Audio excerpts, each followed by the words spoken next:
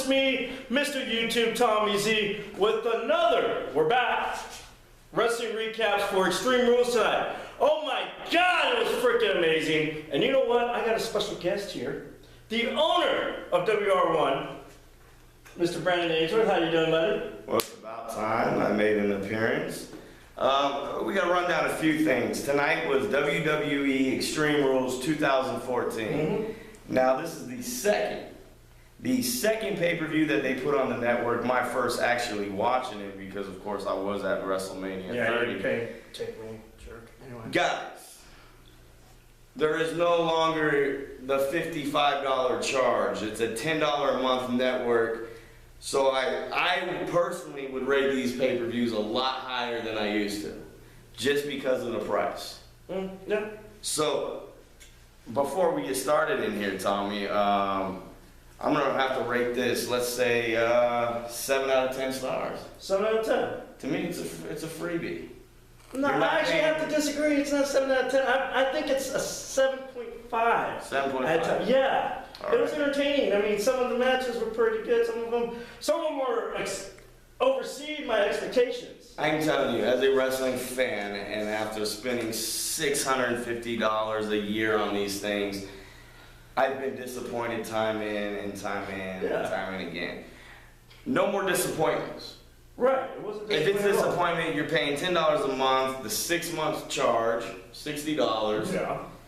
I think we get one hell of a deal. WrestleMania, I was there live, and I think that was spectacular. And now Extreme Rules. Run it down. Extreme Rules started out with the pre-show. I'll let you take that pre-show over because I know you were more excited than anybody. Oh yeah. In this house tonight. Oh yeah. The pre-show. Oh my God, it was freaking amazing. What do we have? We had the WLC match. Okay, it was Hornswoggle versus El Torito. No. Hold up. Go ahead. Okay. Now, the cool thing about it is, yeah, it's a midget match. But they had midget announcers. They had a mini, Jerry Lawler, a mini Michael Cole, and a mini JBL. All right, so it was JB Elf, mini Cole, and mini Jerry Lawler, whatever they want to call it.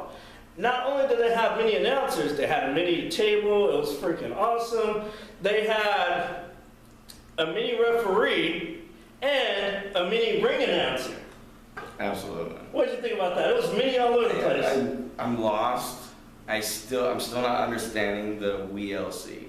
What does that stand for? Well, we means little. We means little now. We means I thought it was midget. You know, no. Oh, that's the bad word now for it. Yeah, that's what your girl calls you, we. You know? No, I think you're mistaken. Yeah, we. But anyway, the we thing is basically they're small, they want to do something off TLC. They don't want to call it TLC match. They want to make it a gimmick match. So they want to give it a gimmick name and call it WLC. We. So that's the first time I ever heard it. We stands for little. Yeah. Obviously, you knew that. Yeah, of course. All right, but then we kick off not TLC. No, with the WLC match. Actually, we'll go with the WLC match. That's the pre-show. Now, the WLC match was freaking entertaining. It was a good, solid 10 minutes, I believe. It took, pretty much half the show. And I gotta tell you, they're using the tables, they're using the mini ladders, the mini tables, the mini chairs that, little kids go on. It was freaking amazing. One of the best spots I've seen was basically, El Torito. Was it El Torito? El Torito, towards the end of the match, they were doing something like beating the crap out of each other. Both guys climbed on the ladder, beating the crap out of each other.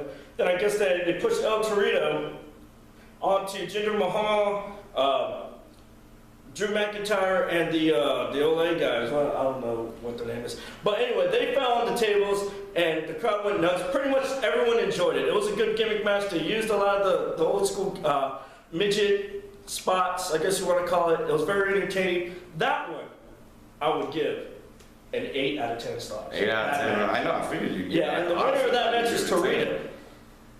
If you thought the fireworks started there, they didn't. No, because that was not the that beginning set of the Extreme tone. Rules. That set the tone of the show. Then the fireworks went off, and we're ready for match 1, which was for the #1 contenders match for the IC. Ladies and gentlemen, they're really pushing the IC title like never before. You had Jack Swagger, Jack Swagger. Antonio Cesaro. You got to do. There he goes. and Mr. Monday Night himself, excuse me, not Mr. YouTube, but Mr. Monday Night, Rob Van Dam. Now, who are you going for in this match? Honestly, I was going for Rob Van Dam. You were.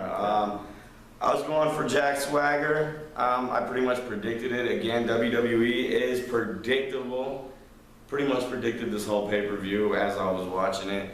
But Jack Swagger was my man. Go ahead and tell him. Yeah, it was a good match, and when, you know, everyone was going at each other. It was a little sloppy at first because, you know, it's a three-way. It's, you know, it takes a lot of build. Everyone's doing everything with the punches and kicks. It got a little sloppy. But, you know, as soon as RVD pinned Jack Swagger, all right, Jack Swagger got eliminated. Then the match started getting up a little bit, started building some steam.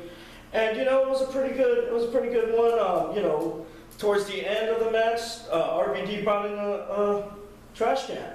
He did. Yeah, he did. And then, you know, RVD used it a couple times, put it on Cesaro, getting ready to do the 5-star frog splash. What happens? Cesaro moves. Of course. RVD gets the, you know, hits the trash can. And then what happens? Ladies and gentlemen, a new #1 contender for the IC Championship title, Antonio Cesaro. Yeah, he put the Dominator, whatever that move is called, on RVD on the trash can. So yeah. And how many stars do you think you could give it? That's a difficult one right now. Let's go ahead and get your opinion on that match. Like I said, it was a little sloppy at first, but it's a three-way. It's a three-way. They worked it. The crowd was getting into it. I think the crowd was a little. They expected a little bit more because of the WLC match was a little bit entertaining. It was. They should have closed the show with that match. Yeah. But you know what? I gotta give it like a 6. All right. 6 sounds about fair. Then you head on to match 2, and I gotta be honest with you, Tommy Z, and you people out there. I don't know why this was on the match. I'd much rather have seen this on the pre-show and go ahead and put the WLC match number 3. Mm-hmm. It was number 2, R-Truth. And Xavier Woods. It was a handicap match. R-Truth and Xavier Woods versus Rusev. And yeah, it was kind of stupid. I didn't like it. We already knew who was going to win. It was Rusev. We were both going for Rusev. Not a big fan of his. No, we're not. I mean, he's a big guy. You know, I like his gimmick. I don't know, something needs to be changed. Maybe new gear, maybe some boots. I don't know. Just something There's about him. something missing about this guy. Yeah. The chick is hot, but there's something missing. You put the chick with him. You try to develop it. Maybe this will work. I don't know. Every time I look at him, there's something missing. We need to do something with him because I'm sure he has a lot of talent. Oh yeah, and he can tear up the scene. But yeah, it's not working for him. No, but you know what? Here's the thing. Before the match even started, Xavier Woods and R-Truth coming down the ring, coming to the ring. Rusev got out of the ring, beat the crap out of both of them, slammed Rusev slammed Xavier Woods underneath the ring. They have the little, you know, trust or, you know, the little, one of those whole things. Something, I don't know what it's called. Whatever, one of the audience or whatever you want to call it. Hit Xavier Woods in the head. He's knocked out for the rest of the match. Rusev just took over R-Truth. 1, 2, 3. Rusev wins, and I have to give it a 2. A 2? A 2. I'm with you on that one. It was predictable. Finally, we get to match 3 for the Intercontinental Championship title. Bad News Barrett looking better than ever against Intercontinental Champion Big E. Yeah, I gotta say, everyone loves Barrett. I love Barrett. And you know what? I'm finally happy that I should pushing him again. You know, without Nexus or without any groups or anything like that. I'm finally happy that he's getting pushed as a singles wrestler. And you know what? The crowd was too.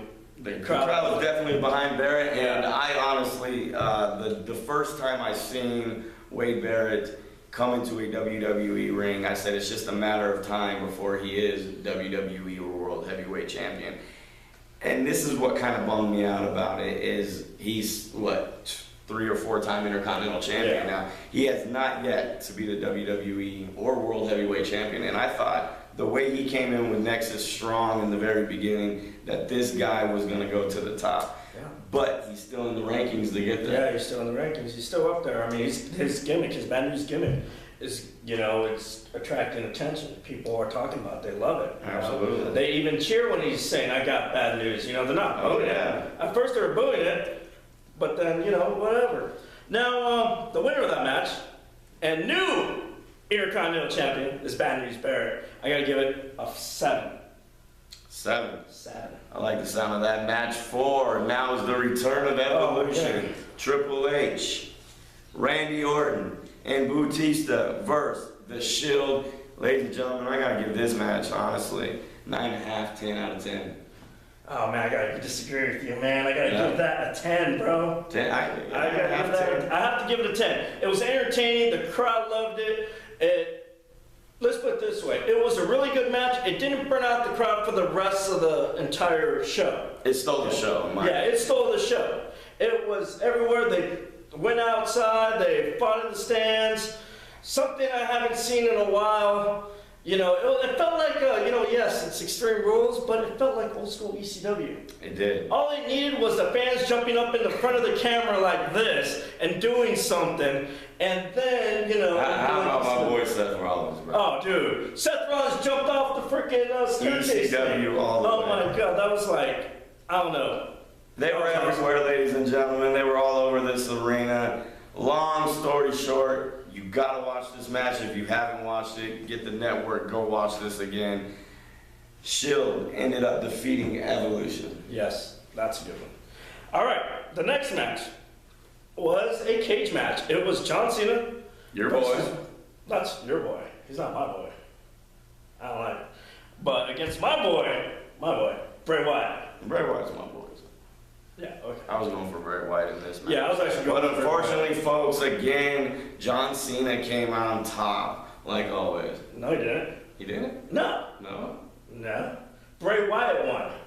He did, didn't Yes. he? Yes, he did. He sure did, ladies and gentlemen. And that's a surprise. And you know Took what? the fall. Just for that, I'm going to give that a 10. A 10. What an ending. Oh my God, the ending was awesome. You had the little kid with the, you know, freaked out. John Cena was about to win this match. He's walking out of the cage. The lights go out. And I've never seen this. Anything the Whites do in this business, Tommy Z, I go, how are they going to top it? And I've never seen it. How can it be done any better? And they overdo it every time. Yeah. Amazing. They did amazing. So I gotta give that a 10. Bray Wyatt wins the cage match. It was amazing. Now the next match was, well, Paige. It was for the WWE Divas title. It was Paige against Tamina Snuka. And I gotta give that a 4. Yeah. That's a good one. It was actually pretty good. It was actually pretty good. But you know what? I'll tell you why. No, why didn't AJ get her rematch? Maybe. Why isn't Randy got his rematch? It was CM Punk. Yeah. Best diva in the world, best wrestler in the world. Yeah. They're just booting them out now. They're just too good for the business. Probably. AJ hasn't left yet, but you know what? She's probably chilling. She's probably taking some time off. You know, she probably got an injury. But who else to you know, get a title shot than her bodyguard, her friend, Tamina Snuka? I see. You know what I mean? But it was actually a good match, but I had to give that, you know, 4 or whatever I gave it. Match 7, main Paige event. wins. Yeah. The Yes Man, Daniel Bryan, versus the Devil's favorite demon. How good was Kane in this match? Dude, he was actually pretty good. He was awesome. He was awesome. You know what? I gotta say this. This match was freaking number 2, number 3 best match of the night. They were going everywhere too, you know. They started in the ring. They started. You could just really tell Kane is getting old. Yeah, but you know what? He's been with the company almost 20 years. Oh yeah. Yeah, He's next on the list for the Hall of Fame. Probably, yeah. About 2 years In away. a few years, he'll go on. But you know what? They took it into the back. They busted up a car window. They brought out a crowbar. They beat Daniel Bryan beats the crap out of him with the crowbar. People were chanting yes. You know what? The cool thing about it was once Daniel Bryan beat the crap out of the crowbar, or beat the crap out of Kane with the crowbar, you put him on a forklift with the paddle on. Just coincidentally, you know, it was there. Coincidentally. And, you know, they used it. They brought it back to the ring. push Kane inside the ring because the only way, it's an Extreme Rules match, but the only way you can win the match is if you pin the guy inside the ring. So, obviously, they're in the back and Kane was knocked down. They had to bring him in the ring with the forklift. So, what happens? Okay, puts it in, whatever, goes in. And then Daniel Bryan gets up on top. Everyone's chanting yes. Gets up on top of the forklift. Does the flying headbutt. So Chris Benoit headbutt right there is what it was. Yeah. Chris Benoit too.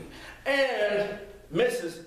Or no, he connects it, right? Oh, he connects it. Yeah, he connected it. And you know what? It was pretty good. But the best part was 5 minutes later with the flaming table. Yeah, that was pretty cool. What the hell? Yeah, I thought this was PG. Yeah, no. I thought this was PG. But, you know, they used the flaming table, and, you know, Kane jumped on the flaming table. I think they used a little too much of the fire extinguisher, but, you know, whatever. But Daniel Bryan wins the match. And that closes out the pay-per-view. And again, guys, I predicted this whole pay-per-view, which makes it makes me extremely happy that I'm not paying a $55, $65 price for it. I know. We pay 6 months Very worth fun for night. one pay-per-view. You know, very fun night, a bunch of people at the house, enjoying pay-per-view, good food, good times. And I'm looking forward to the next one, which is... I don't know. Don't Payback. know the next pay-per-view. I think it's Payback. Is it Payback? Yeah, I don't know. Whatever. All But right. hey, Thursday night, make sure you check out Legends House with our boy. Yeah. Yeah, Kenny King. He's in there. He's in the background somewhere. I seen him. We seen him. Look out, TNA. Yep. But yeah, I'll make a video of it in a few minutes about why Kenny King's in there. So check it out. Subscribe, comment. So also share the video, like the video. All over the internet, folks. Yeah, just share All it. over, tag your friends, your friends' friends, your friends' friends' friends. And your grandma. Get it out there, folks. WR1 is coming. Tommy, thanks for having me on the show. Yeah, no it was a worries, man. pleasure. Thank you very much. All right, we out. Have a good one. Peace.